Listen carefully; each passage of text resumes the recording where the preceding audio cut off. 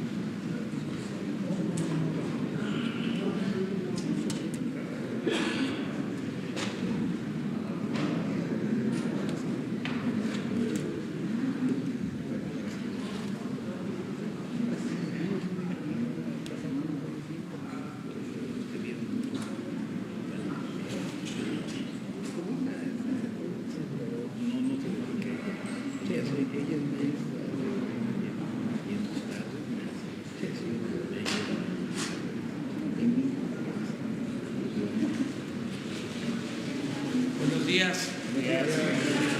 Ánimo. ¿Cómo les trató la semana? 2 que 3. Bueno, hoy vamos a informar sobre el plan para atender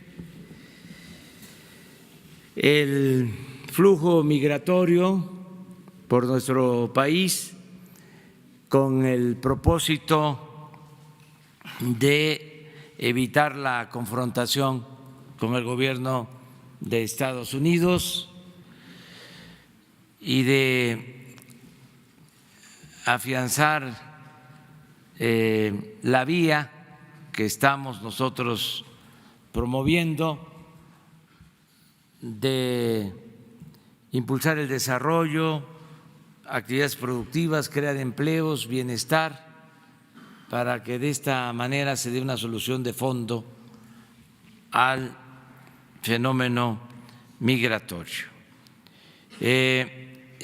Nos va a informar Marcelo Ebrard, que es secretario de Relaciones Exteriores y que además coordina la comisión que se constituyó con este propósito, y hemos invitado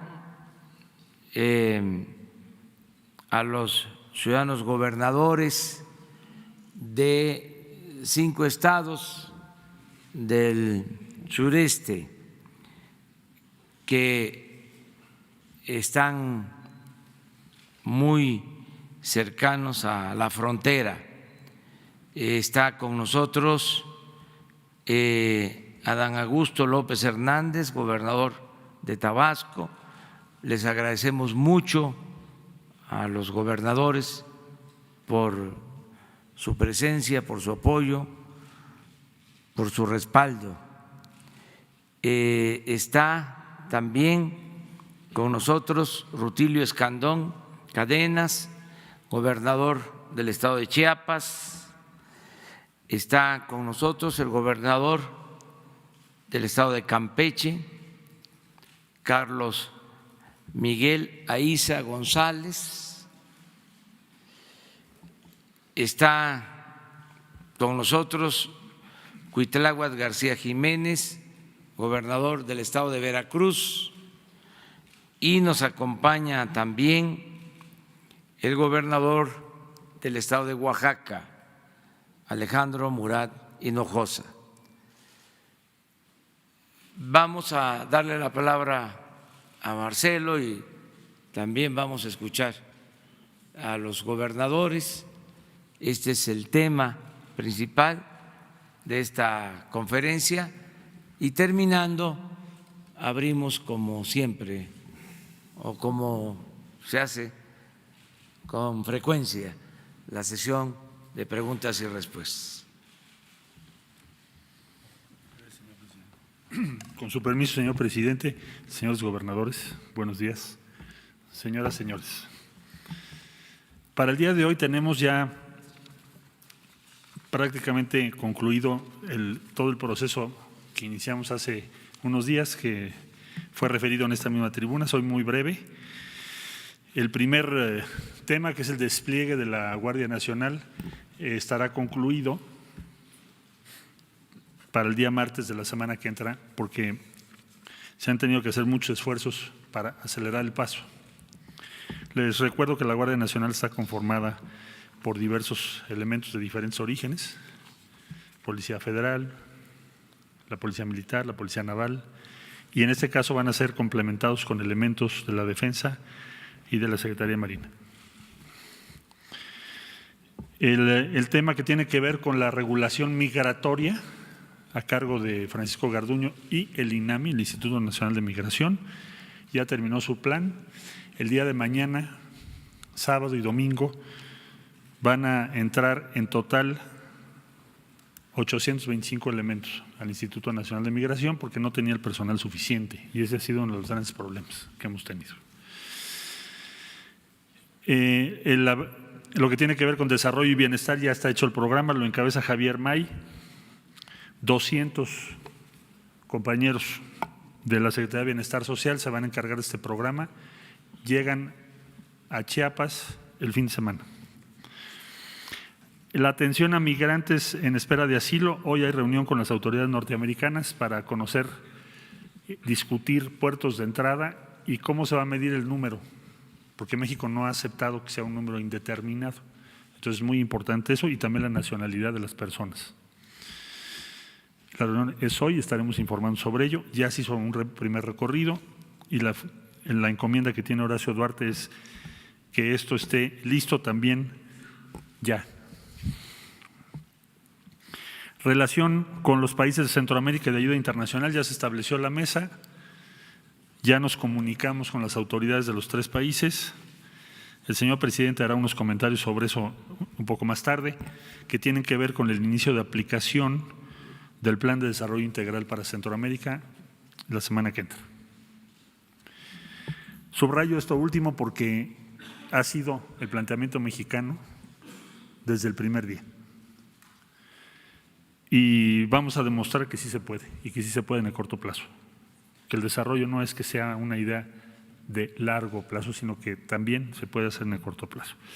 Entonces, los 5 elementos que se nos indicaron están instalados.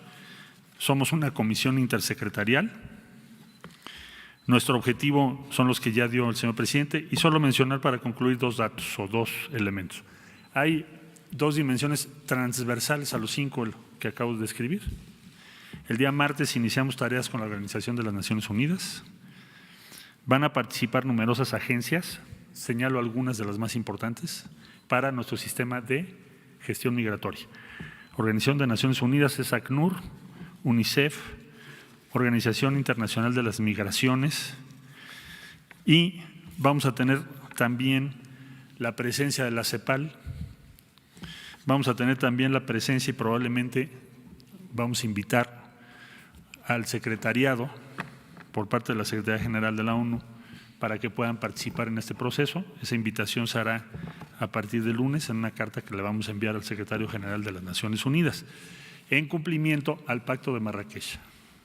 ¿Qué estamos pidiendo? Que participe la ONU, Naciones Unidas. No es un tema nada más de México, no es un tema nada más de El Salvador, de Guatemala, de Honduras. Es uno de los flujos migratorios más grandes del mundo. Entonces, si queremos tener una política migratoria distinta en el mundo, pues tenemos que hacer causa común. Extrañamos muchas voces los días de presiones más álgidas por las tarifas. Ojalá que no estén ausentes en las semanas que vienen, ahora que vamos a implementar este plan de acción inmediata. Cedo la palabra a los señores gobernadores, porque tienen mucho y muy importante que decir para esta causa. Gracias, muy amables.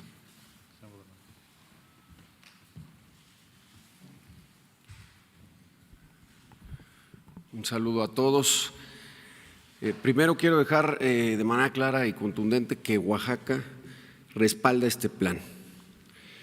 Celebramos este plan porque es un plan integral que considera varios elementos. El primero es que le da certeza a los mexicanos, es decir, por primera vez se le va a dar orden a la frontera sur y nos va a permitir tener la identidad y el control de quién está en el territorio nacional. Esto es fundamental porque a nosotros nos ocupa, por un lado, la seguridad, en mi caso de los oaxaqueños y oaxaqueñas, no solamente en la parte de su integridad física, sino también en la parte de la salud y otro tipo de acciones o situaciones que se puedan generar por tránsito irregular de personas que pueda haber en el territorio nacional. Pero segundo, y ahí lo recalco, me parece que este es un proyecto que es innovador porque por primera vez se plantea una acción ofensiva en la parte económica. Es decir, la mejor política social que se puede tener es la que tiene un alto contenido económico. Y en el caso específico de Oaxaca, nosotros vemos que en los próximos 2 años, con el anteproyecto que ya se tiene del proyecto interoceánico, vamos a poder generar el corredor logístico e industrial de valor agregado más importante o uno de los más importantes a nivel mundial. El proyecto ya se tiene y está listo para que el año que entra y en este año se arranquen ya los trabajos, primero del tren, 60 kilómetros de Mogoñé a Chivalá, y por el otro lado también se arranquen los trabajos en el puerto de Salina Cruz y de Coatzacoalcos con una inversión pública estimada solamente nacional de 7,000 millones, 3,000 millones para el puerto de Salina Cruz y 1,500 millones Coatzacoalcos. Por el otro lado, México suministra el 15% más o menos de los productos que pasan por el Canal de Panamá. Estaríamos proyectando más de 40,000 toneladas de producto mexicano que permitirían tener ya un punto de quiebre en la parte de los flujos económicos. Esto significa que podríamos tener para el 22, más o menos proyectado, más de 40,000 toneladas de movimiento nacional con una derrama de 30,000 millones de pesos solamente por este proyecto. Y por el otro lado, lo que decía el canciller, por primera vez Estados Unidos está dispuesto a través de un plan de desarrollo poner recursos. Esto en el marco del tratado me parece que es inusitado, nunca lo habían aceptado y esto permite que sea un proyecto integral. Aparte de los proyectos de reconstrucción de más de 4,500 millones y los proyectos sociales que ya ha señalado el señor presidente. Entonces, Oaxaca respalda este proyecto porque le da orden y desarrollo a México.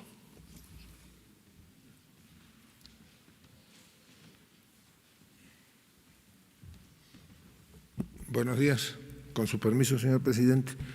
El Estado de Tabasco respalda total, absolutamente la política del gobierno federal, el proyecto de integración de desarrollo social y el compromiso, como se ha venido haciendo hasta ahora, de trabajar de manera coordinada con el gobierno federal, aplicarnos desde luego que haya pleno respeto a los derechos humanos de los migrantes, atender de manera ordenada el flujo migratorio. Estamos trabajando muy de la mano con el gobierno federal, con el Instituto Nacional de Migración, sobre todo en las estaciones migratorias donde se cuida que se respete el derecho humano de los migrantes, se les atiende, se les proporciona alimentación y trabajando también con la Secretaría de Salud del gobierno federal para prevenir cualquier brote epidemiológico. En suma, nuestro compromiso está vigente, colaborar en todo con el gobierno federal para que este plan de desarrollo regional, Centroamérica y México, pues llegue a buen puerto. Tabasco es de los 3 estados fronterizos el que tiene menor franja, 104 kilómetros, pero no por ello pues vamos a dejar de apoyar y de respaldar la política del gobierno federal. Muchas gracias.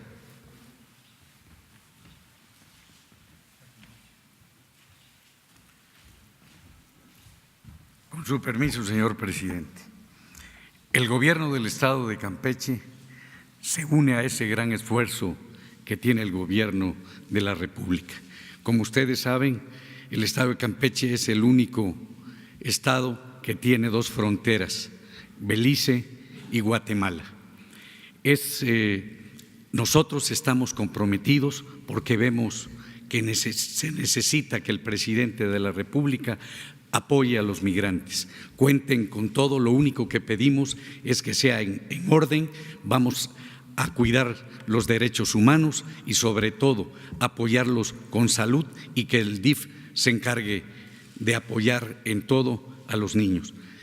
Es el deseo de todos los campechanos. Cuente usted, señor presidente, con el apoyo del gobierno del Estado de Campeche.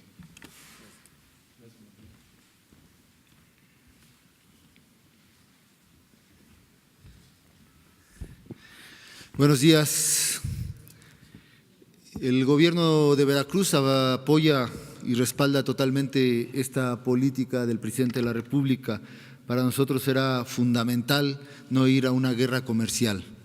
Veracruz exporta muchos productos a los Estados Unidos, es una puerta de entrada y salida del comercio, tenemos el principal puerto del país, tenemos otros dos puertos importantes como Tuxpan y Coatzacoalcos.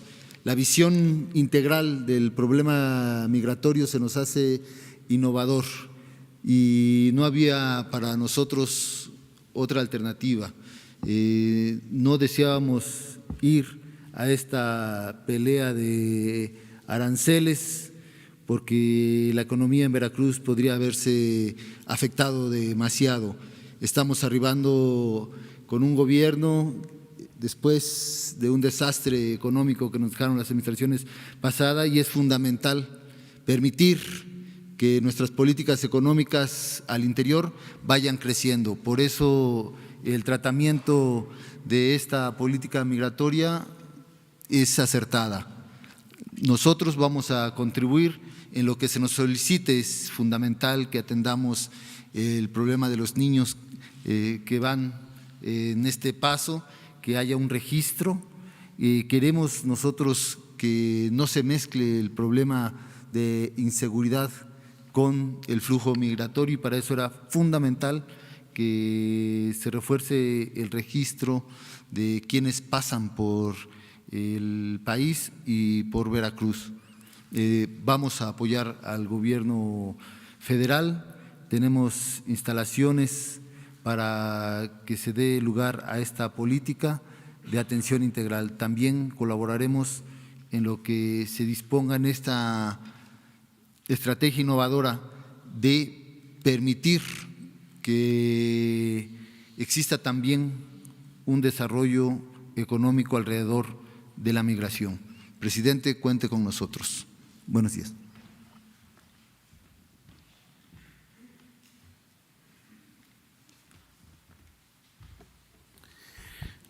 Buenos días. Primero, reconocer la política humanitaria del presidente de la República, la inversión que se está realizando en todas las entidades federativas, pero en el caso de Chiapas es importante subrayar que el que haya trabajo requiere también mano de obra. Y sabemos que esta migración se está dando y que no es una casualidad, es la pobreza que hay en el sur-sureste y en Centroamérica, en los países de Guatemala, Salvador, Honduras y otros países, y también por la sequía. El fenómeno del Niño ha afectado muchísimo al cambio climático y eso ha hecho que se pierdan las cosechas en muchos lugares.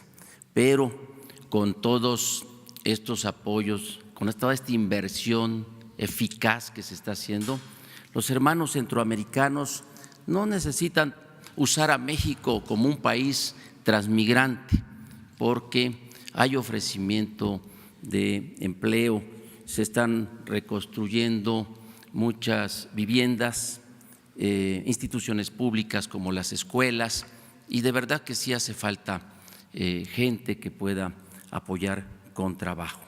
Pero además, la llegada de la Guardia Nacional a Chiapas es fundamental porque protege a los migrantes del abuso de los traficantes de indocumentados. A eso es lo que tenemos que sancionar de acuerdo a la ley. Y además acompaña, rescata a los migrantes de todos esas malas prácticas de la delincuencia en el tráfico de indocumentados. Además, tenemos una ley de población que solamente hay que aplicarla para tener el control, el conocimiento de cuántos migrantes pasan por la frontera. Y también esta unidad interinstitucional que hay, nosotros la celebramos en Chiapas. Estamos trabajando todos los días en todas las materias para proporcionar seguridad a la población. Y el Instituto Nacional de Migración es invitado permanente en la Mesa de Seguridad de Chiapas para analizar las 24 horas todos los problemas que están sucediendo. Es muy importante recalcar el apoyo de las instituciones porque de esta forma protegemos los derechos humanos de los migrantes. Tenemos el respaldo del Gobierno de la República y nosotros en Chiapas estamos coadyuvando, cooperando, colaborando con todo para hacer frente a este fenómeno que se presenta hoy de manera masiva en el flujo migratorio. Muchísimas gracias.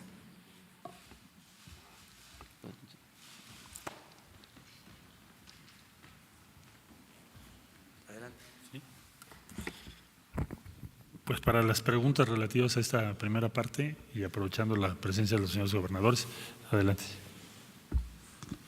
Gracias, canciller. Estefanía Ochoa, de ADN 40. Me gustaría saber, en conjunto, en estos 5 estados del sureste, mencionan que hay instalaciones para recibir a los migrantes. ¿A cuántos tienen capacidad de recibir y de brindarles salud, educación y trabajo? Y en otro tema, canciller, el plan de la CEPAL entra en función, se comienza a aplicar a partir de la siguiente semana, se hace sin el recurso de Estados Unidos. ¿Se tiene en mente el momento en el que se va a firmar para que comiencen a bajar esos recursos?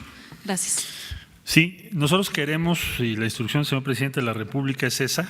¿Cuáles son los elementos primordiales de lo que se acaba de decir?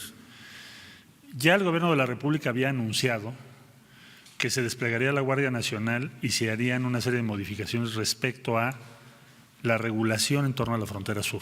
La frontera sur de México, como en general el sur de México, permaneció olvidada. De hecho, si haces un recorrido por la frontera es notorio, comparándolo con otras áreas del país y desde luego con la frontera norte. Entonces ya se había tomado esa decisión. Con todo esto que está ocurriendo, se tiene que acelerar para que efectivamente se pueda cumplir lo que dispone la ley mexicana, la ley de migración vigente, que es cualquier persona que desee ingresar al territorio nacional tiene que solicitarle a la autoridad migratoria legalmente y debe registrarse. Debemos saber cómo se llama, sus datos, etcétera, etcétera, por razones de protección a los ciudadanos mexicanos. Bueno, entonces lo que se va a hacer sobre eso primero es acelerar. Para eso es el despliegue. La parte medular es que el Instituto Nacional de Migración esté en condiciones de cumplir sus tareas. Y eso sí, por eso mencionaba ahorita el despliegue de personal del INAMI. Eso es lo primero. Lo segundo que se quiere promover, decir, desarrollar, poner sobre la mesa es la inversión en el sur. Ya lo dijeron aquí varios de los gobernadores, que está en curso. Desde luego no todas esas inversiones las podemos tener en lo inmediato. Por ejemplo, algunas sí. Sembrando Vida, sí. Se van a aumentar el número de hectáreas y ya, como ustedes saben, está operando y son miles de empleos, lo que va a haber en el corto plazo. Y algunas otras cosas van a tomar un poco más de tiempo, pero ya están en curso, como mencionó el señor gobernador de Oaxaca, el interoceánico, que ya dio alguna información muy valiosa en este momento, y lo mismo ocurre en varios de los estados aquí presentes. El tercer elemento que queremos significar es que el plan de desarrollo para Centroamérica efectivamente le ofrezca a quienes están tomando la opción de migrar opciones en el corto plazo, porque la razón por la cual están haciendo toda esta ruta tan peligrosa que cuesta más o menos entre $3,500, $4,000 o hasta $7,000. Quiere decir que el día de hoy, nada más el día de hoy, son $20 millones, entre que amaneció y anocheció. Porque es lo que les cobran. O sea, aquí hay dos partes, un flujo motivado por la pobreza y un negocio inmenso que son $6 billones al año. Entonces, a esas personas y a esas familias les tenemos que ofrecer o contribuir para que haya opciones de corto plazo. Para eso es el plan. La semana que entra ya dará detalles el señor presidente de lo que tiene en mente y de cómo vamos a trabajar, pero lo queremos poner sobre la mesa y hacerlo exigible respecto a Estados Unidos, pero también vamos a invitar a la comunidad internacional. Ahora sí, que no nos dejen solos. Ahora es cuando, ¿no? Y también la Organización de las Naciones Unidas. Tenemos el Pacto de Marrakech. La Organización de las Naciones Unidas tiene relativas o relacionadas a la migración cuando menos 14 agencias. México aporta a las 14 agencias. Las 14 agencias tienen delegaciones en México que paga México, y lo que queremos ahora es que Naciones Unidas se comprometa, participe y nos ayude, porque este es el momento cuando se necesita y además es la prioridad de la propia organización. Entonces creemos que eso va a funcionar.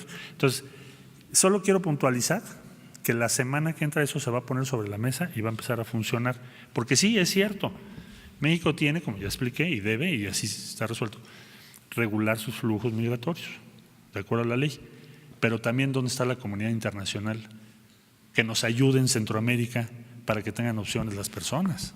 Es una obligación de todos, no nada más de México. Y a Estados Unidos es el primero que le vamos a decir eso.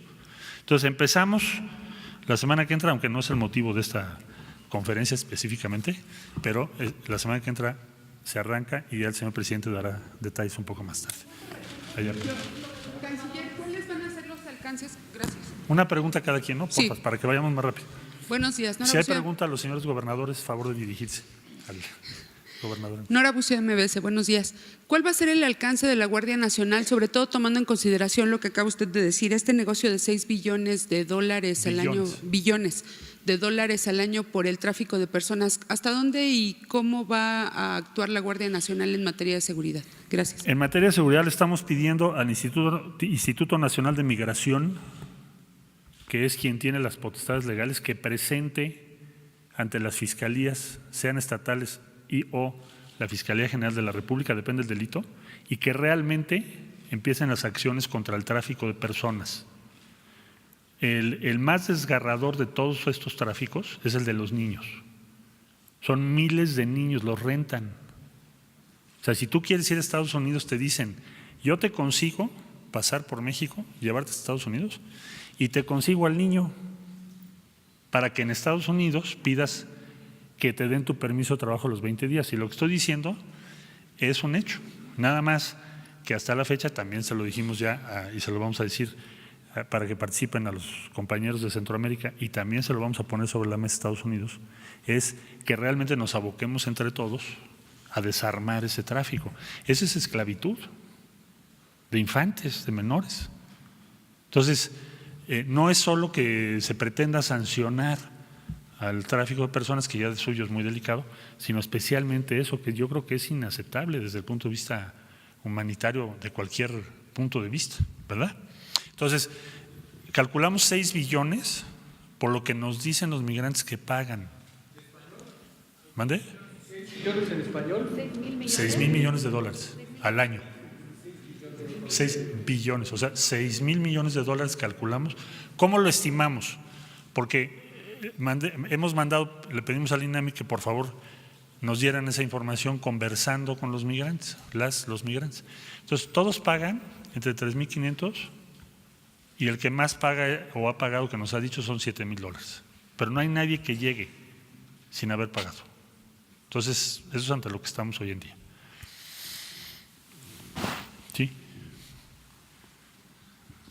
Aunque ya habías preguntado, pero bueno. Nada más fue nada más precisión. Fue una precisión, bueno. Porque si no, imagínese, 6,000 millones de dólares. 6,000 millones de dólares, contra eso vamos. Sí. Hacer una pregunta un poco más de fondo. Porfirio Muñoz Ledo, una gente muy importante en lo que ha sido este movimiento desde la corriente democrática del 87. Ha sido crítico en estos días, si me permiten leer rápidamente un par de frases de él. Pues el sábado pasado, ¿perdón? Ya las leímos, sí las hemos. ¿Completas, no? Bueno, pero a ver. Para contextualizar la pregunta, si me permite. Sí, gracias. Dice el sábado pasado en Tijuana: lo que es en mi criterio inmoral e inaceptable es el doble rasero entre la frontera norte y la sur. Por una parte, exigimos que nos abran las puertas y por el otro lado, sellamos el paso de los centroamericanos para hacerle un oscuro favor a los Estados Unidos. El miércoles en la comisión permanente hay un debate. Se sube Porfirio Muñoz Ledo a tribuna y dice sobre las atribuciones de la Secretaría de Gobernación, dice: de facto esas atribuciones las ha absorbido la Secretaría de Relaciones Exteriores, que ayer dio órdenes al comisionado de Inmigración a las 5 de la tarde, violando la ley interna para satisfacer una demanda de Estados Unidos. La conexión entre lo económico y lo migratorio es obvia. Nos están apretando las tuercas, no solo con los aranceles. Y ya para rematar, ayer en una entrevista con Carmen Aristegui, dice que este acuerdo de México con el gobierno de Trump nos regresa a un estado colonial. Más allá de que si va a hablar o no, como el otro día nos comentó que iba a hablar con Porfirio Muñoz Ledo, en la parte de fondo, ¿realmente ven ustedes que está ocurriendo esto? Porque mucha gente en el país lo piensa. ¿Cómo lo ven ustedes? Bueno, gracias. Yo respeto mucho a Porfirio, somos amigos, compañeros, fuimos compañeros diputados. Fui uno de los diputados que más lo apoyó para ser el primer dirigente de oposición en 1997 de la Cámara de Diputados. Entonces yo creo que el debate no es de autoridades morales, porque nos conocemos muy bien él y yo, y creo que nos respetamos. Lo voy a ver en un rato en la permanente, porque ahora voy a abordar eso también. Entonces, a ver, en primer lugar, si México entra a una dinámica de guerra comercial, ¿qué va a ocurrir? Vamos a ubicarnos porque todavía no terminamos esta negociación, pero por lo menos ese riesgo sí se alejó, porque se iba a imponer el día lunes.Nosotros recibimos, llegando a Estados Unidos, una sola opción: o aceptan lo que nosotros decimos, o el lunes hay imposición de tarifas. Así se planteó. Entonces, hoy no tenemos tarifas y no hemos aceptado lo que ellos querían. Entonces no entiendo en esa lectura, no capto, no logro interpretar en esa lectura, en ese balance, en dónde estaría el desdoro de México. Al contrario. Ahora, ¿se ganó qué? Una guerra comercial, te ponen 5%, nosotros hacemos retaliación, ellos nos ponen 10%. La economía mexicana depende 80% de ese comercio, la de Estados Unidos 15%. ¿Quién crees tú que va a ganar la contienda comercial? Entonces, lo que va a pasar en México, si permitimos eso, es una crisis como las que hemos tenido, pero impuesta desde fuera. En este caso no sería una crisis generada por nosotros, sino impuesta por la guerra comercial desde Estados Unidos. Entonces, evidentemente que alejar la posibilidad de una guerra comercial es lo que tenemos que lograr en beneficio de todos los mexicanos. Ahora, ¿cuál es el límite de lo que estás dispuesto a, en un momento dado, negociar con la contraparte? Porque también suponer que no vamos a negociar nada y vamos a imponer lo que nosotros queremos, pues estaría muy bien, pero no creo que sea factible. En una negociación hay dos partes. Entonces nosotros dijimos, bueno, saquemos la discusión comercial y metámonos en una discusión migratoria. Ahora, vamos a recuperar discusión migratoria, que lo voy a ver al rato en la permanente. Hay un incremento en lo que va del año de 300% del flujo migratorio indocumentado hacia Estados Unidos. México siempre ha tenido capacidad de regular el flujo, toda la vida. ¿Qué vamos a hacer? Regular el flujo. ¿Por qué vamos a regular el flujo? Porque tú pregúntale a cualquier ciudadano ahorita que nos están viendo si está de acuerdo que haya 1,5 millones de personas en México que no sabemos la autoridad cómo se llaman. Y no nada más de Centroamérica, Bien la India, de Pakistán, de Etiopía, de muchos países del mundo. Entonces, no estamos contra ellos, Lo único que estamos diciendo es: necesito que te registres, necesito que me digas qué vienes a hacer a México Y si vas a Estados Unidos, te comento, te digo, te informo. No por decisión mexicana, los norteamericanos tienen sus leyes, sus decisiones y no te van a permitir o vas a sufrir mucho para poder estar en Estados Unidos. Eso no es una decisión de México. Nada más déjame terminar, por favor, sí. Me tardo un poquito porque me hiciste 3 preguntas. Bueno, entonces yo creo que la negociación que logramos es una negociación que nos permite demostrar que nosotros podemos, con nuestras instituciones y nuestras decisiones, regular el flujo migratorio, que por cierto, yo creo que todos estamos de acuerdo que así sea. Entonces, voy a informarle, porque creo que hay un problema de falta de información. Respecto a la invasión de facultades, no, a ver, yo no quiero estar en migración. Si por mí fuera, ahorita estaría en la reunión preparatoria del G20. ¿Por qué tengo que ver con migración? Porque el señor presidente de la República encomendó a la Secretaría de Relaciones Exteriores la relación con Estados Unidos, cosa que es la atribución de la Secretaría. Y el tema hoy por hoy más importante con Estados Unidos, como lo fue ayer el Tratado de Libre Comercio, pues hoy es migración. Mañana no sé si vaya a haber otro tema y tengo que participar en eso, porque es la relación con Estados Unidos. Entonces, no hay violación a la ley. Está participando el INAMI conforme a sus atribuciones. Y yo creo que es una tarea de todos, como estamos viendo aquí con los gobernadores, que cuando México está en riesgo nos unamos, resolvamos, no pongamos en riesgo a nuestro país. ¿Qué ganamos con una guerra comercial que vamos a perder? ¿Qué ganamos con aranceles del 25%? Pues colapsan la economía. Ahora, ¿qué te está diciendo Estados Unidos? Sella tu frontera. No, lo que está diciendo es el flujo migratorio de los últimos 5 años ha estado en una media. ¿Por qué está creciendo 300% cuando tu ley dice que la tienes que aplicar? ¿Sí? Entonces, ese es el punto. Ya hiciste la pregunta. Pero, vamos a otra. Bueno, gracias. No, gracias a ti. Buenos días, señor canciller, señor presidente, gobernadores. Carlos Montesinos de la Hoguera. Sí, un poco ahondando lo que había comentado una compañera, más o menos como cuánto va a ser, es la capacidad por estado para recibir migrantes por cada una de las entidades presentes. Y también en estos días hubo gobernadores que manifestaron sus inquietudes al respecto, como fue el caso de Enrique Alfaro en Jalisco, otros más que se reunieron con el jefe de la oficina del presidente, Alfonso Romo. Entonces también habrá un proceso de instrucción con ellos, me imagino que será algo similar en la frontera norte. ¿Qué sigue a nivel estados, empezando por las capacidades? En primer lugar, no cabe esperar en los estados aquí presentes un aumento, sino una reducción del número de migrantes. Ellos no van a tener un aumento. Donde vamos a recibir personas que van a esperar su solicitud de asilo de Estados Unidos es en el norte. En el sur vamos a recibir menos. Pero como este plan tiene varios elementos, tiene un plan de bienestar social, tiene un plan de empleo, tienes el despliegue de la Guardia Nacional, tenemos que intervenir los albergues, va a participar el desarrollo integral de la familia a nivel nacional, a nivel estatal, porque nos preocupan, como ya dije, los menores. Bueno, vamos a trabajar junto con los gobernadores en esto, pero no van a recibir más migrantes en el sur del país. ¿Tú? Bueno, tú preguntaste allá. Allá está. Y ahorita me vuelto. Buenos días, Francisco Rojas de La Raza 1060 en Reynosa, Tamaulipas y La Patrona 107.5 FM en McAllen, Texas, y aparte administrador del portal reynosanews.com. La pregunta mía sobre este tema es, usted dentro de su plan, y me gustaría si lo puede contestar el presidente, ¿tiene algún plan para la frontera norte del país que enfrenta también este problema migratorio? Sí. Las autoridades locales piden recursos federales para la manutención de los inmigrantes ilegales. También sobre la corrupción. Recientemente en Reynosa, en el Instituto Nacional de Migración, su delegado fue separado del cargo sin saber qué pasó a futuro al detectar aparentemente que tenía indocumentados en el sótano de las mismas oficinas de migración.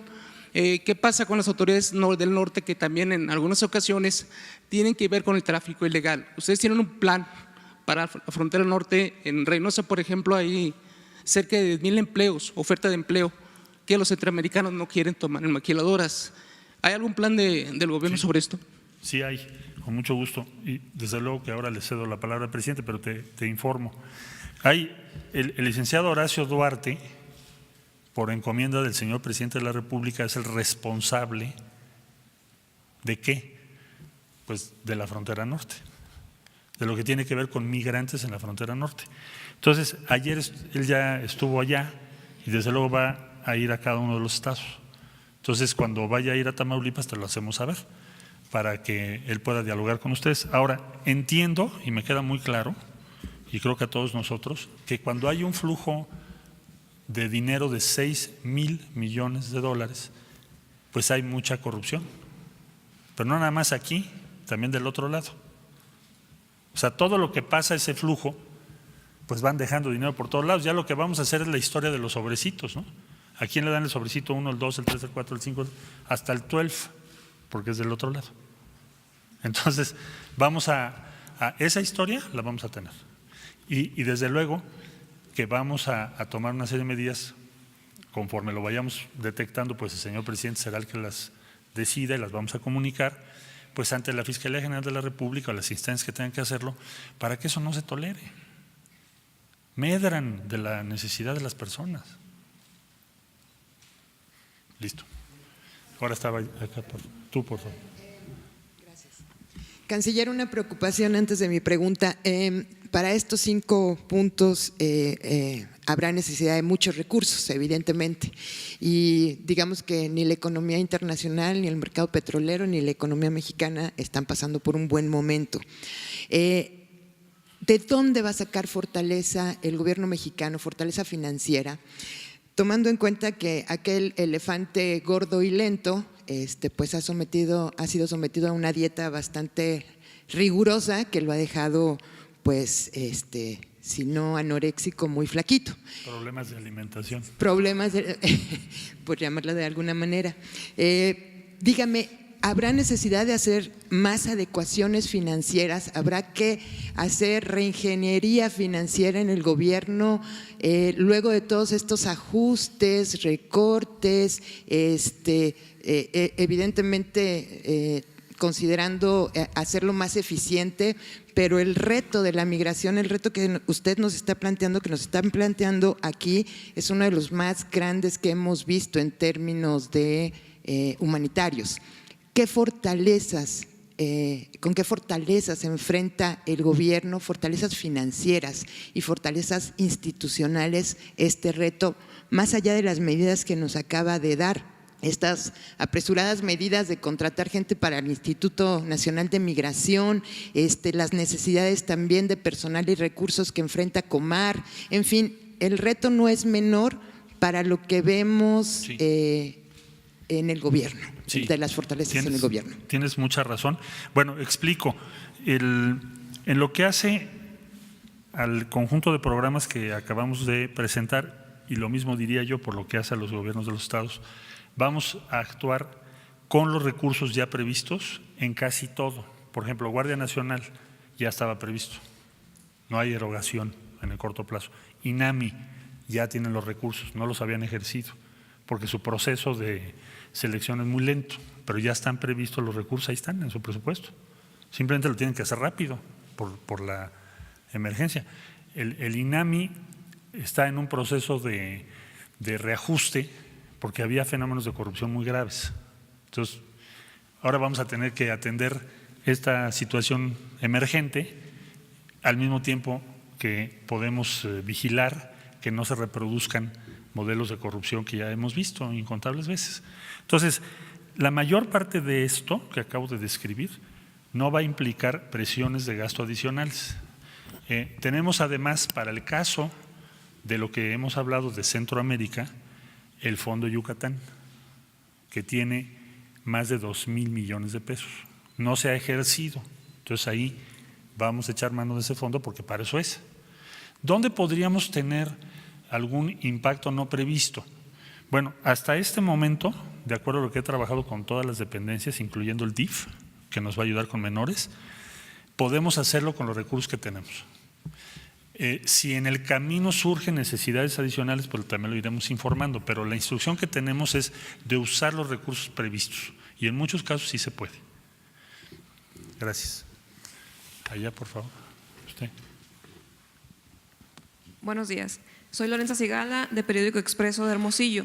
Mi pregunta es para el señor presidente. En Sonora se ha recrudecido la violencia contra la mujer, ha quedado de manifiesto la incapacidad de las policías estatales y municipales. Además de la Guardia Nacional, señor presidente, ¿qué medidas va a tomar la Federación para proteger la integridad de los sonorenses? También preguntarle si considera necesaria revivir la tenencia federal en el país y si los vehículos afiliados pagarían tenencia. Y también, pues por último, aprovechando, su opinión, tenemos más de 7 días en la capital de Hermosillo que los ciudadanos tenemos 2 horas de agua a 50 grados y aparte en algunas zonas tampoco hay energía eléctrica. Muy bien, pues miren, vamos a atender todas las demandas de Sonora y del país. Estamos comprometidos en eso, en general. Aprovecho para informar de que no se va a imponer la tenencia porque es increíble cómo inventan cosas nuestros adversarios, los del Partido Conservador, y muestran del cobre. No cabe duda de que la verdadera doctrina de los conservadores es la hipocresía y son muy cretinos, con todo respeto. Digo esto porque ahora que estamos defendiendo a México, defendiendo nuestra soberanía, en vez de cerrar filas y de ayudar, están apostando a que nos vaya mal. Desde luego, no todos. Ayer, por ejemplo, el sector empresarial muestra su confianza para invertir en México, ofrecen invertir este año 32,000 millones de dólares. Hay mucho apoyo del sector empresarial, de la iniciativa privada, con esta crisis temporal, transitoria, por lo de los aranceles. Fueron dirigentes del sector empresarial a Estados Unidos y nos ayudaron, hablaron con sus pares, con sus representantes o con quienes representan a industriales, a comerciantes en Estados Unidos. La Cámara de Comercio de Estados Unidos manifestó su apoyo a México por la labor que hicieron dirigentes empresariales mexicanos. Sin embargo, porque somos una sociedad plural, no hay un pensamiento único y existe el conservadurismo y lo respetamos, pues ellos quisieran que fracasáramos, pero esto es histórico, no es nuevo. Los conservadores, cuando nos invaden los estadounidenses en el 47, en vez de unirse para defender al país, se agrupan para enfrentar al gobierno mexicano y propician la división. Es lo que se conoció en ese entonces como el agrupamiento de los polcos, ya he hecho referencia de este asunto. Luego cambian de parecer, ya cuando se cometió el gran zarpazo, cuando nos quitan la mitad de nuestro territorio, y el responsable principal de este despojo se va al exilio, Santana, los mismos conservadores van a buscarlo a los 3 años para que venga a salvarnos.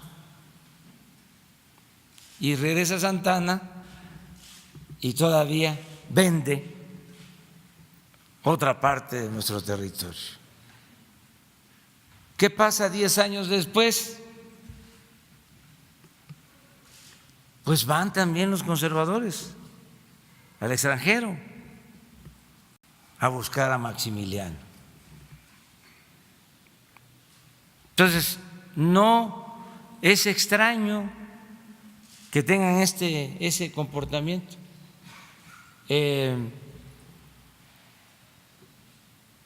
La historia, decía Cicerón, es la madre de la vida, es la que enseña. Ahora quisieran que nos fuese mal. Yo les digo, tranquilícense, serénense, nos va a ir bien. Y además falta mucho tiempo, falta poco tiempo para saberlo. Nosotros estamos acreditando una vía nueva para enfrentar el fenómeno migratorio, no solo para que funcione en el caso de México, sino para que funcione en cualquier lugar del mundo. ¿Qué se ha hecho desde hace muchos años para enfrentar este fenómeno? Se ha impulsado el desarrollo de los pueblos, se ha apostado a crear empleos, a que haya bienestar en los lugares de origen de los migrantes.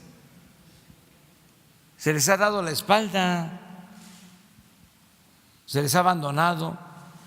Por eso defendemos esta postura y estamos seguros de que vamos a salir adelante. Es poco tiempo, pero estamos optimistas. ¿Con qué contamos? Vamos a ver. Como diría el gran poeta, el finado Guillén, vamos a ver.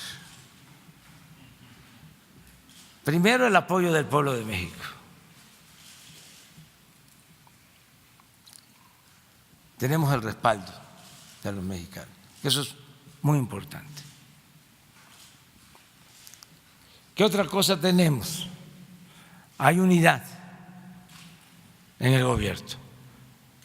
Y aquí subrayo el apoyo de los gobernadores, sin titubeos.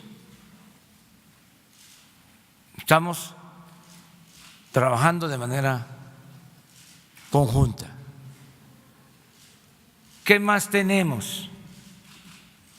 Una economía fuerte, finanzas públicas sanas. Si se necesitara, tenemos en caja, sin utilizar fondos, con otros propósitos, del presupuesto actual, tenemos una disponibilidad de 100,000 millones de pesos. No hay déficit. Es más lo que recaudamos que nuestros compromisos de gasto. No hemos aumentado impuestos, no ha habido gasolinazos,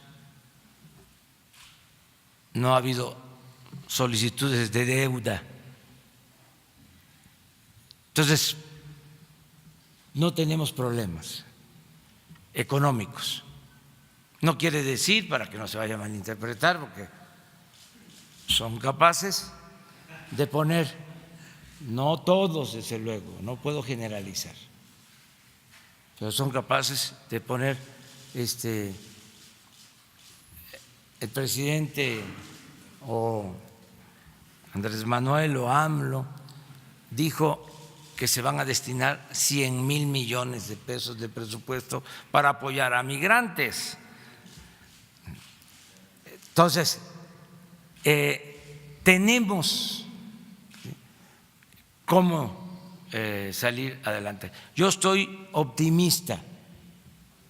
Además, como nos vamos a estar viendo aquí todos los días, pues vamos a ir viendo resultados que, entre otras cosas, pues en política cuentan los resultados, y aquí vamos a ver si funciona nuestra estrategia. Para terminar, en el caso de Sonora, decir que vamos a atender el problema de la inseguridad, de la violencia en todo el país, y que estamos trabajando para que tengamos todos los elementos de la Guardia Nacional y que se pueda desplegar por completo la Guardia Nacional en todos los estados de la República, y vamos a atender todas las necesidades en el caso de Sonora y de todos los estados. Alguien planteó sobre la frontera norte y el proceso de la migración. ¿Qué plan tienen para la frontera norte ante el hacinamiento, el refugio de centroamericanos, la exigencia de autoridades locales para recursos federales de asistencia, cuestión de salud, porque se detecta que hay centroamericanos con SIDA, por ejemplo en Nuevo Laredo, y ellos se niegan a atenderse médicamente? Están durmiendo en los puentes internacionales en el lado mexicano, en el piso, en espera de respuesta norteamericana, más aparte el flujo ilegal que va por camiones en las carreteras de Tamaulipas, que es mi caso, y que bueno, a veces no se cree que la autoridad no se da cuenta que en un camión van centroamericanos. Sí, estamos ya, lo comentó Marcelo, es parte del plan la atención de la frontera norte. El responsable es Horacio Duarte, subsecretario del Trabajo. Tiene que atender todo lo relacionado con la instalación de albergues, que se le dé protección a los migrantes en tanto esperan su resolución de asilo en Estados Unidos, que haya atención médica, que se les dé oportunidades de trabajo. A lo mejor es que, mire lo que han cambiado las cosas. Hace 6 meses en Reynosa, un trabajador ganaba el salario mínimo de una maquiladora, o sea, me consta, 3,000 pesos al mes, y además en condiciones bastantes lamentables, infames, porque mujeres que entraban a las 7 de la mañana y salían a las 7 de la noche, de lunes a jueves, no se les daba trabajo ni viernes, ni sábado, ni domingo, 4 días, 48 horas por 3,000 pesos. La frontera norte, para los que dicen que no ha habido cambios, tiene un trato especial en salario desde que iniciamos, desde enero. El salario mínimo es el doble. Esa trabajadora ya por ley tiene que recibir el doble, tiene que recibir 6,000 pesos mensuales. Entonces, no se aceptaba antes porque el salario era muy bajo, pero además estamos hablando con los empresarios, con los de la industria automotriz, los de las industrias de autopartes, y se está solicitando que nos ayuden a tener una bolsa de trabajo, ¿sí?, para que se le dé opciones de trabajo a migrantes con buenos salarios, en tanto resuelven su solicitud de asilo en Estados Unidos. Ese es parte del plan que tenemos, es atender la frontera sur, atender la frontera norte y darles opciones a los migrantes que, independientemente de los países, de las fronteras, son seres humanos, así los vemos, con derecho a buscarse la vida, más cuando no pueden estar en sus lugares de origen porque no tienen opciones, no tienen oportunidades de trabajo y lo que tienen son amenazas a sus vidas porque hay mucha violencia. Entonces, yo vuelvo a llamar a los mexicanos a que actuemos de manera solidaria, fraterna, que no emprendamos una campaña en contra de los migrantes, porque eso también es muy dado a las derechas, al conservadurismo, a rechazar a los migrantes. Tienen una mentalidad muy retrógrada en ese sentido. He escuchado expresiones que espero que no se repitan, llamo a eso, en el sentido de que vienen a contagiarnos los migrantes, que traen enfermedades, que contagian a los mexicanos. Eso es xenofobia, ya lo dije, el odio al extranjero, y ya lo dije también, porque hay quienes van a los templos, van a la iglesia y olvidan los mandamientos. Entonces no está de más recordarles, esto no es un asunto solo religioso, es un asunto que tiene que ver con lo humano, que no puede ser ajeno a nadie. La Biblia, independientemente de las enseñanzas religiosas, ¿sí?, es un libro de valores, en donde están preceptos básicos, morales. Y ahí se dice de que no se debe de maltratar al forastero, que se tiene que dar apoyo y solidaridad al migrante. Entonces, esa xenofobia no la queremos en el país. Más los mexicanos siempre nos hemos caracterizado por ser muy solidarios con quienes vienen en busca de refugio y de apoyo y de ayuda. Vamos a atender la frontera norte, la frontera sur, y también quiero dejar algo muy claro. Miren, en una guerra comercial podemos perder, pero también podemos ganar.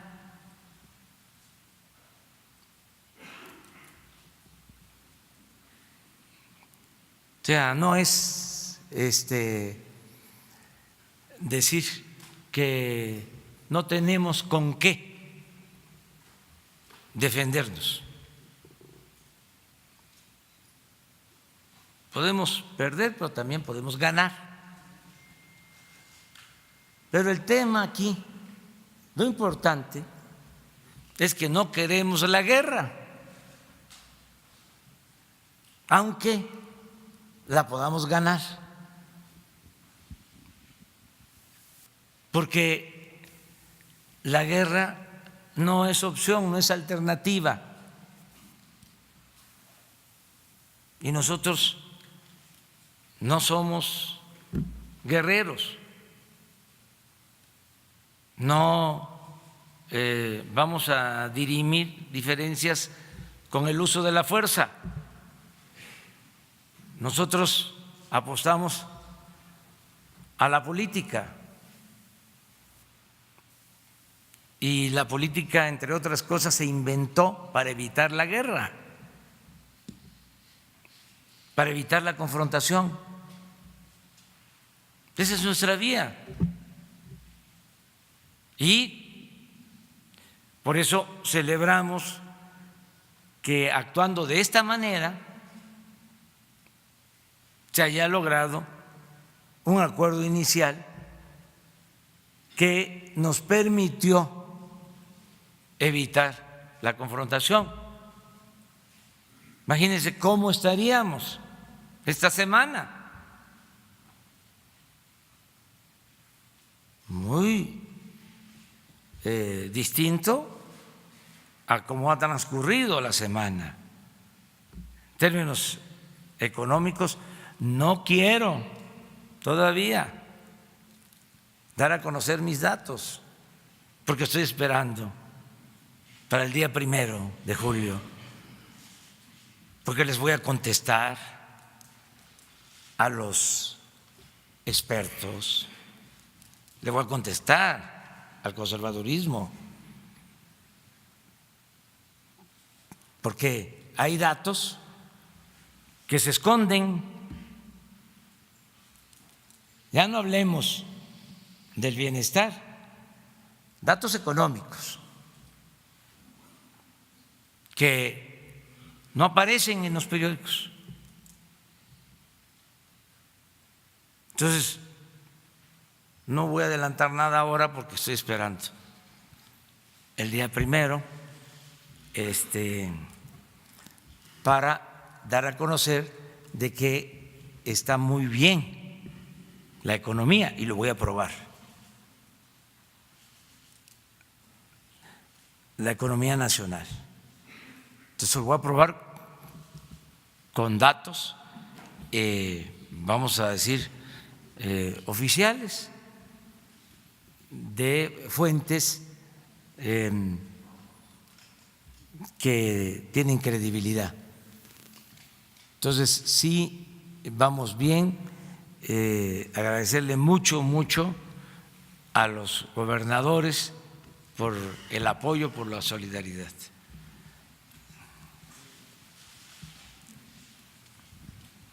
Buenos días. Hans Salazar, ZMG, Gurú Político, Zócalo Virtual. Presidente,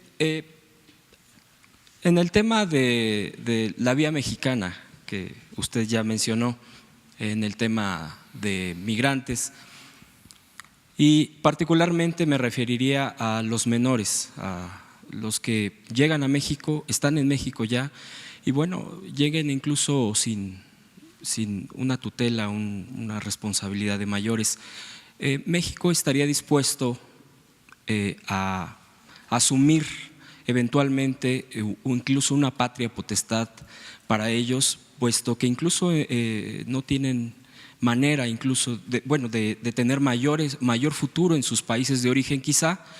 Y primeramente, a propósito del día de ayer el tema del exilio español, recordando al general Cárdenas, que lo asumió con menores españoles, ¿estaría dispuesto el gobierno mexicano a asumir ese papel de educación, de todo el bienestar de estos menores?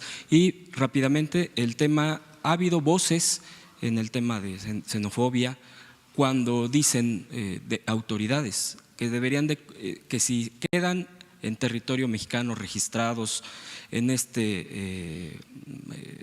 en el tema migratorio, debería de haber colonias confinadas de centroamericanos, y sí ha habido voces.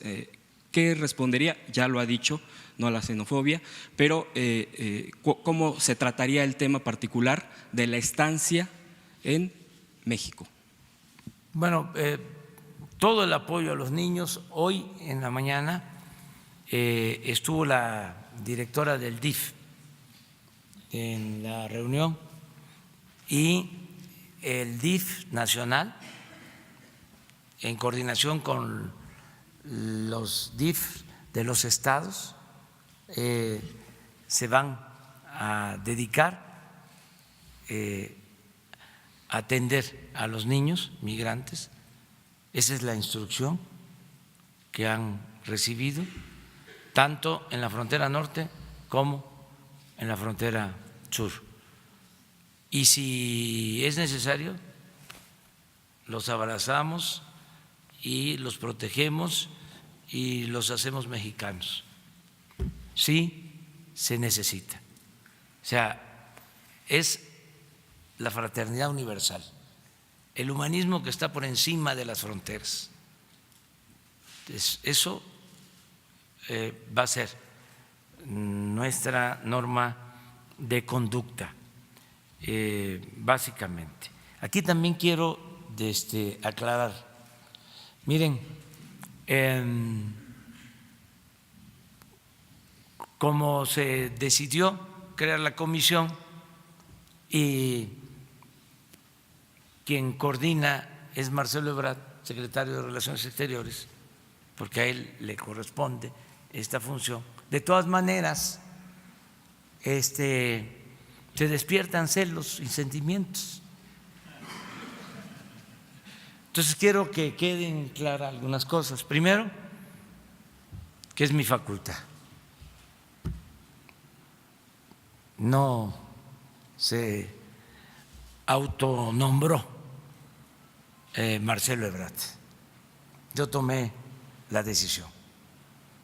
Primero. Segundo, que Marcelo Ebrard tiene toda la experiencia para encabezar al grupo que está atendiendo este asunto. Lo ha demostrado durante mucho tiempo, está preparado, es un profesional, pero lo acaba de demostrar. Ahora, no fue fácil la negociación. Ya pueden ustedes imaginarse cómo fue. Y salieron bien, salieron adelante los integrantes de nuestro equipo, encabezados por Marcelo Ebrard. Y se va a ir informando a quienes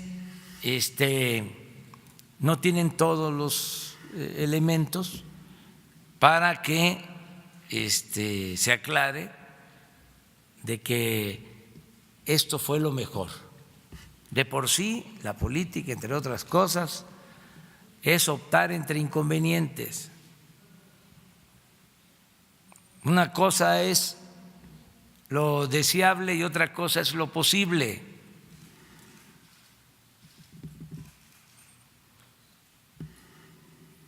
Entonces, yo siento que fue un buen acuerdo para México, pero también fue un buen acuerdo para Estados Unidos. ¿Qué sucede cuando hay partidos o cuando hay rivalidades políticas en los países?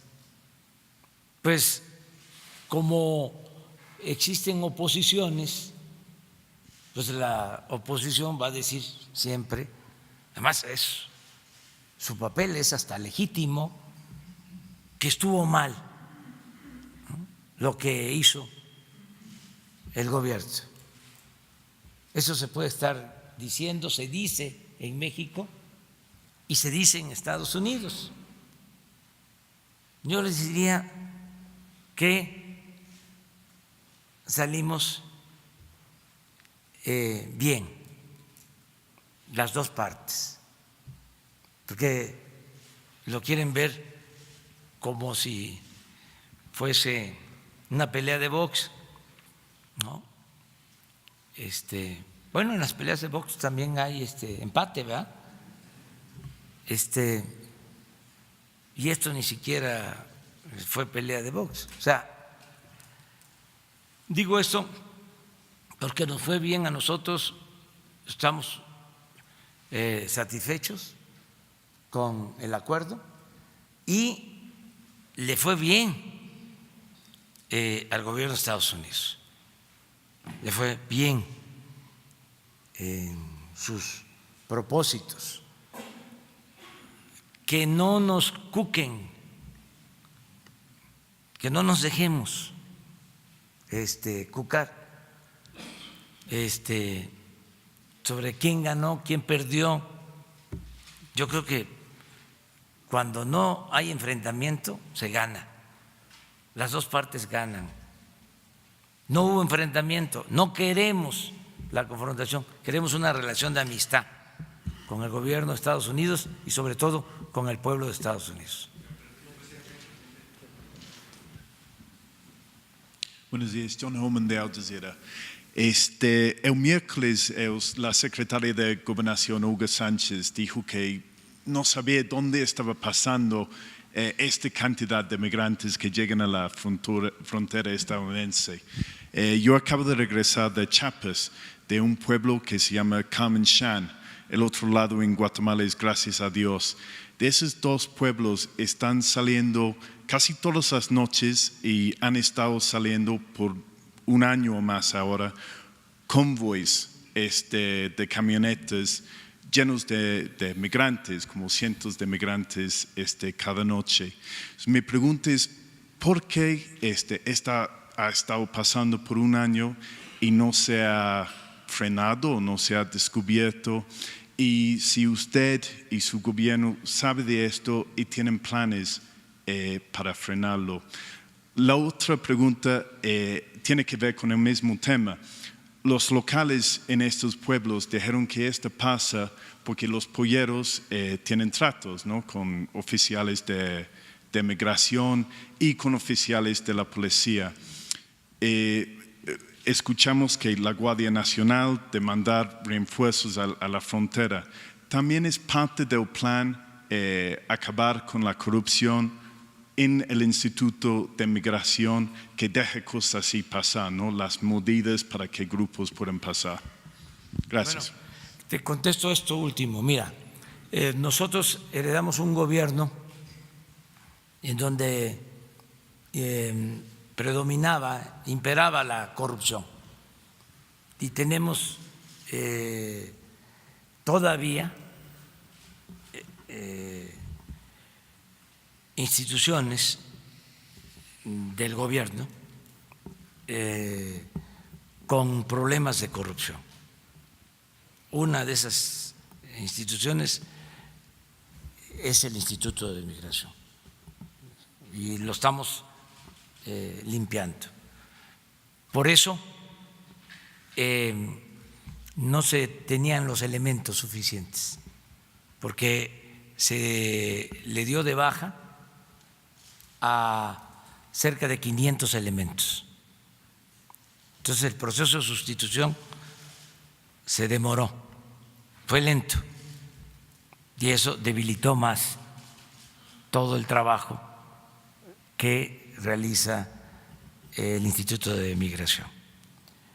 Entonces sí, heredamos esa situación de corrupción en ese instituto, en aduanas, en todo el gobierno.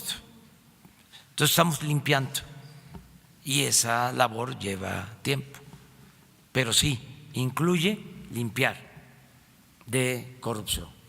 Afortunadamente se hicieron las reformas constitucionales y se creó la Guardia Nacional, que nos vino a significar un gran apoyo, porque ahora hay un desplazamiento de la Guardia Nacional. Ya teníamos el plan, como aquí lo mencionó Marcelo, de desplegar la Guardia Nacional en coordinaciones en la frontera y en todo el país. Son 266 coordinaciones territoriales, porque no teníamos elementos. La Guardia Nacional va a llegar a tener 150,000 elementos y se contaba solo con 10,000 efectivos para la seguridad pública, y en este caso también la ley nos permite que podamos utilizar a la Guardia Nacional para esta emergencia, para garantizar que haya control en la frontera y se aplique la ley. Entonces, sí estamos haciendo esto, ya se tiene el plan para actuar en toda la frontera, de parte de México, Campeche, Tabasco y Chiapas. Presidente, particularmente en este punto, gracias a Dios, Carmen Chan, quizá también es un producto para el gobernador de Chiapas, ¿no? Específicamente ahí es un secreto a voces, ¿no? Que no solo como una camioneta de ahí hay convoys, y lo vimos con nuestros propios ojos, como para hacer la nota que hicimos, están pasando ahí casi todas las noches. Entonces, una operación tan grande, ¿cómo es posible que no se dio cuenta las autoridades y que no había acciones? Porque la frontera ahí está abierto. Pasamos 3 días yendo de Guatemala a México y al revés, sin que nadie pidiera documentos, ni a nosotros tampoco. Tenemos identificados 68 cruces así, y en todos va a haber vigilancia. Eso es lo que puedo comentarte. O sea, es un plan para tener control en la frontera.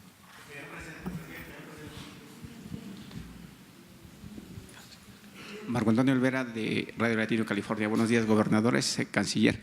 Presidente, yo quisiera preguntarle con el tema de quién es quién en impartición de justicia.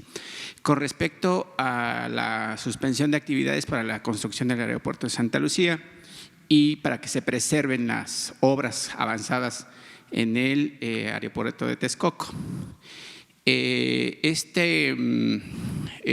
Decisión de los jueces Óscar Fernando Hernández Bautista, Alfredo Enrique Báez López, Jorge Arturo Camero Ocampo, magistrados de integrantes del 10º Tribunal Colegiado de la Ciudad de México, otorgaron un amparo para que se suspendan las actividades del aeropuerto de Santa Lucía.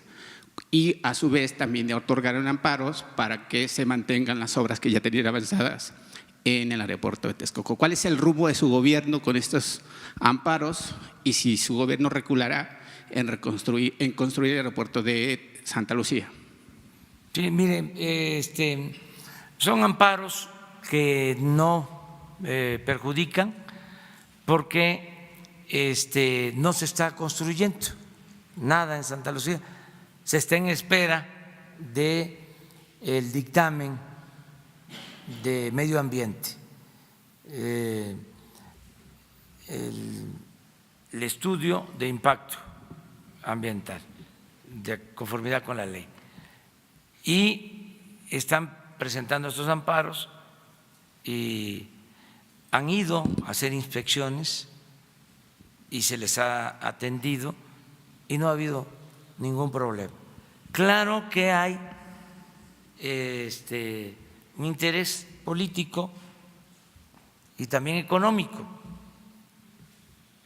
Más que nada puedo probar que hay un interés político, porque los que están presentando estos amparos pertenecen a organizaciones contrarias a nosotros. No quiero decir sus nombres, pero sí sabemos. Ya no está el CISEN, ya no tenemos oficinas de espionaje, pero tenemos información que nos da la misma gente, los mismos ciudadanos. Entonces sí sabemos que es una estrategia de nuestros adversarios, pero no van a poder, porque legalmente no se está infringiendo ninguna ley. Entonces, no pueden, aun cuando una autoridad del Poder Judicial actuara de mala fe, pues hay instancias y lo más que lograrían serían demorar el proyecto. Eso es lo único. Pero además, si eso lo lograran, yo tendría aquí que informar por qué se detiene y quiénes son los responsables. O sea, no iban a quedar en el anonimato. A ver, este señor que tiene estos intereses presentó un amparo y este juez se lo otorgó. Y nosotros consideramos de que es injusto. Entonces, defenderíamos el interés nacional, seríamos respetuosos de la legalidad, pero al mismo tiempo estaríamos defendiendo el interés público aquí. Entonces, yo les puedo decir, no estamos preocupados porque todo es una campaña mediática, es decir, un amparo para que no se detengan las obras de Texcoco, de el pequeño negocito ese que querían hacer, de más de 300,000 millones de pesos, como se les cebó, entonces están molestos. Imagínense lo que querían hacer. Qué bien que me preguntas, porque cada vez que me pregunten lo voy a estar recordando. Querían construir un aeropuerto en el lago de Texcoco. Ahí se hunde medio metro por año. Ya lo que dejaron construido ya se está hundiendo. Bueno, pero no les importaba eso, sino los billullos querían que el actual aeropuerto, las 600 hectáreas, se convirtieran en un Santa Fe. La pista central del actual aeropuerto iba a terminar en el nuevo aeropuerto de Texcoco, una gran avenida, y de lado y lado centros comerciales y urbanización. ¿Y dónde estaban los ambientalistas? Porque esto implicaba quitarle el agua, desaparecer el lago Nabor Carrillo. ¿Dónde estaban los ambientalistas que ahora no quieren que se haga el aeropuerto en Santa Lucía cuando ya existe el aeropuerto, cuando es una zona ecológicamente ya impactada, con piso firme, no fangoso? Entonces no va a pasar nada. Yo los estoy llamando a que ya se serenen, que se tranquilicen, pero todo es mediático, que aparece de que un revés para el gobierno, ya se detuvo el proyecto de Santa Lucía. No es cierto. Vamos a cumplir y en 2 años va a estar terminado el nuevo aeropuerto, como lo dijimos, y no solo eso, ya empezamos a rehabilitar el actual aeropuerto, sí, las pistas. No se nota de que se está trabajando porque lo estamos haciendo en la noche, muy tarde, hasta la madrugada. Pero estamos mejorando las pistas, mejorando todo lo que es el actual aeropuerto y se inició ya la remodelación, se van a mejorar todos los espacios, los baños, se van a crear nuevas terminales en el actual aeropuerto, ya estamos trabajando. Ni modo que nos va a haber amparos para eso, pues. Presidente, los amparos los impulsa Claudio X González y su fundación, que obviamente le dan ahí los jueces. Sobre ese sentido, en 1994, el entonces presidente Ernesto Zedillo Ponce de León mandó una iniciativa al Congreso para jubilar a 25 de los magistrados para que se quedara en 11 actualmente.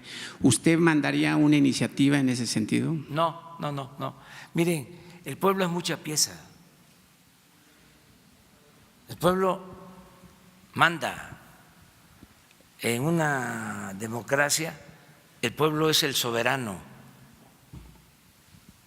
Entonces, ¿quién puede contra el pueblo?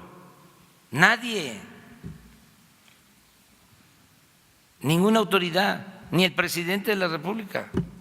Si por eso queremos y me urge que se apruebe ya la modificación constitucional para la revocación del mandato, porque se necesita tener siempre el respaldo de los ciudadanos, del pueblo. Una autoridad sin el respaldo de los ciudadanos no significa nada, es la nada. Entonces, ¿por qué no va a pasar de campaña mediática todo esto? Porque se cuenta con el respaldo de los ciudadanos. ¿Qué piensan jueces o autoridades del Poder Ejecutivo, nosotros mismos, o del Poder Legislativo, de que van a poder tomar decisiones a espaldas del pueblo, en contra del pueblo? No, ya eso pasó, eso nunca más va a suceder, hasta en el peor de los casos. Si regresaran los conservadores corruptos, no podrían hacer y deshacer como era la costumbre. Miren cómo hicieron durante el periodo neoliberal todos los cambios a la Constitución, cómo dejaron la Constitución. Hagan un repaso de todas las reformas que se hicieron en el periodo neoliberal a la Constitución y la pusieron a modo para el saqueo, para la corrupción. Eso ya no lo podrían hacer. Esta es ya la cuarta transformación. Entonces ya se dieron los cambios iniciales y vienen más. Yo quiero que este año queden las bases de la transformación. Por eso me estoy aplicando a fondo y ya el día 1 de julio aprovecho para invitar a todos los ciudadanos al Zócalo. 1 de julio al Zócalo a las 5 de la tarde. Vamos a informar a los ciudadanos y vamos aquí a estar todo el tiempo hablando con ustedes. Muchas gracias. La última dice. Muy buenos días, señor presidente. El lunes. Con su permiso, le quiero hacer una pregunta al señor gobernador Cuitlagua García. A ver. En varios corredores, pero principalmente en el corredor Córdoba-Maltrata, han secuestrado y extorsionado a muchos inmigrantes. El sentir del pueblo veracruzano es cuándo va a ejercer los principios del señor presidente de no mentir, no robar y no traicionar, y cuándo resolverá el tema del nepotismo, por favor. Gracias. Sí. Bueno, primero, como lo dije hace un momento, el problema de la inmigración que empieza a transitar por Veracruz, queremos impedir que se mezcle con las cuestiones de inseguridad. Por eso es importante tener un registro de quienes están transitando de manera legal. En Veracruz la gente no se quiere quedar. Los que vienen en tránsito, en migración, quieren continuar hacia el norte del estado. Hace un rato mencionaban cuál era la capacidad. Bueno, nosotros hemos instalado de manera temporal varios campamentos y hemos cuidado temas de derechos humanos, de salud y de seguridad. Pero es una dificultad enorme porque utilizamos los mecanismos de protección civil que coordina todo lo demás en atención a eso y coordinados desde luego con la Federación, con el Instituto Nacional de Migración. Y ese es lo que nosotros estamos tratando de que se evite. Por eso estamos muy atentos cuando van transitando de manera legal, de manera los inmigrantes por esa zona. ¿Qué sucedió? Lo que nosotros hemos detectado es que a partir del éxito de detener el huachicol en esa región, sobre todo Acutzingo, que es la que está en la parte central de los lugares que mencionas, en esa parte había robo a trenes y el comercio del huachicol. Cuando se logra detener eso, algunas bandas empiezan a migrar sus delitos al secuestro. Hace poco enviamos un refuerzo de seguridad de más de 50 elementos, apoyados siempre en la Mesa de Coordinación para Construcción de la Paz, que es una estrategia del presidente que nosotros de inmediato adoptamos ante la situación crítica que nos dejaron. Segundo, sobre el caso que mencionas, yo reitero, lo dije en una conferencia a partir de que aquí se planteó sobre la cuestión de nepotismo. Mis apellidos son García Jiménez y aquí se habló de un Guerrero Pérez. Ustedes tienen la opinión.